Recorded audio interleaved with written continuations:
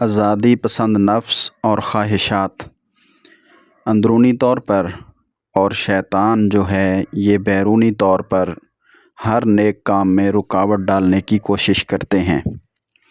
تو ان اندرونی اور بیرونی شرور سے بچنے کے لیے نیک کام کے شروع میں اللہ کی امان اور اللہ کی پناہ لے لینی چاہیے،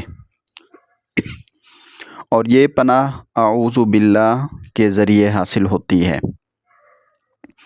اعوذ باللہ کا مطلب یہ ہوتا ہے کہ اے میرے اللہ، ہمارے بڑے دشمن شیطان کے شر سے بچا کر ہمیں اپنی امان میں رکھ، آمین، تاکہ ہم عبادت، اسی طرح تلاوت یا پھر دوسرے نیک اور اچھے کام انجام دے سکیں۔ مسلم شریف کی روایت کے مطابق سب سے پہلی بار جب حضرت جبرائیل علیہ السلام ہمارے پیارے نبی، آخری نبی، خاتم النبیین حضرت محمد صلی اللہ علیہ وسلم کے پاس اللہ کا پیغام سورہ علق کی پہلی 5 آیات وحی لے کر آئے، تو اس کے بعد پھر ساتھ ہی متصل مسلم شریف کے اندر آتا ہے، تو یہ بھی فرمایا کہ اے محمد، اللہ پاک کی پناہ حاصل کریں، پھر بسم اللہ الرحمن الرحیم پڑھنے کا کہا۔ ان کے ساتھ ہی پھر سورہ فاتحہ بھی سکھائی اور وضو کا طریقہ بھی سکھایا، پھر نماز کا حکم بھی دیا۔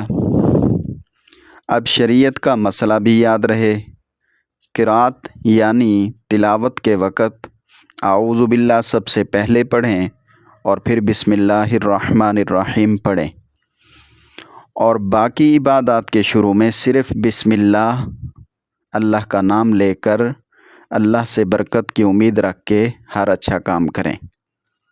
تلاوت میں اعوذ باللہ اور بسم اللہ دونوں پڑھیں، اس کے علاوہ باقی تمام عبادات میں بسم اللہ پڑھنا سنت ہے۔ اور قرآن پڑھنے سے پہلے اعوذ باللہ کی جو تاکید کی گئی ہے، ایک یہ بھی ہے کہ اکثر طور پر ہم جھوٹ، غیبت، غلط باتیں، گالی گلوچ وغیرہ نازیبا الفاظ سے اکثر ہماری زبان جو ہے وہ ناپاک رہتی ہے۔ اللہ کے پاک کلام سے پہلے تعوذ اعوذ باللہ پڑھ لینے سے وہ زبان بھی پاک ہو جاتی ہے اور شیطان کے شر سے بھی چھٹکارا مل جاتا ہے۔ باقی پناہ کے لفظ اعوذ باللہ من الشیطان الرجیم کے علاوہ اور بھی مختلف الفاظ احادیث میں موجود ہیں۔ دعائیہ تعوذ جو موقع ہو، جہاں پہ پناہ کی ضرورت ہو، اس کے اعتبار سے بھی احادیث میں مختلف الفاظ موجود ہیں، جیسے نظر بد ہے یا کسی کا کوئی شر وغیرہ ہے، تو ان موقعوں پر، کیونکہ اللہ کے نبیوں کا بھی یہی انداز رہا ہے۔ حضرت موسیٰ علیہ السلام نے بھی پناہ مانگی تھی، اعوذ باللہ ان اکون من الجاہلین۔ اسی طرح حضرت نوح علیہ السلام نے بھی اللہ سے اور الفاظ میں پناہ مانگی تھی۔ حضرت یوسف علیہ السلام نے بھی اللہ سے پناہ مانگی تھی۔ اسی طرح نیک لوگوں میں حضرت عیسیٰ علیہ السلام کی والدہ محترمہ حضرت مریم علیہ السلام، انہوں نے بھی پناہ اللہ سے طلب کی تھی، اور یہ الفاظ قرآن مجید میں سب کے موجود ہیں۔ غرض یہ کہ اللہ کی پناہ پکڑنا ضروری ہے، اللہ کی حفاظت اللہ کی طرف سے امان ہمیں ملنی چاہیے، اور ہم مانگیں گے تو ملے گی۔ ہر قسم کی برائیوں سے پناہ پکڑنے کے طریقے اور الفاظ احادیث میں سکھائے گئے ہیں۔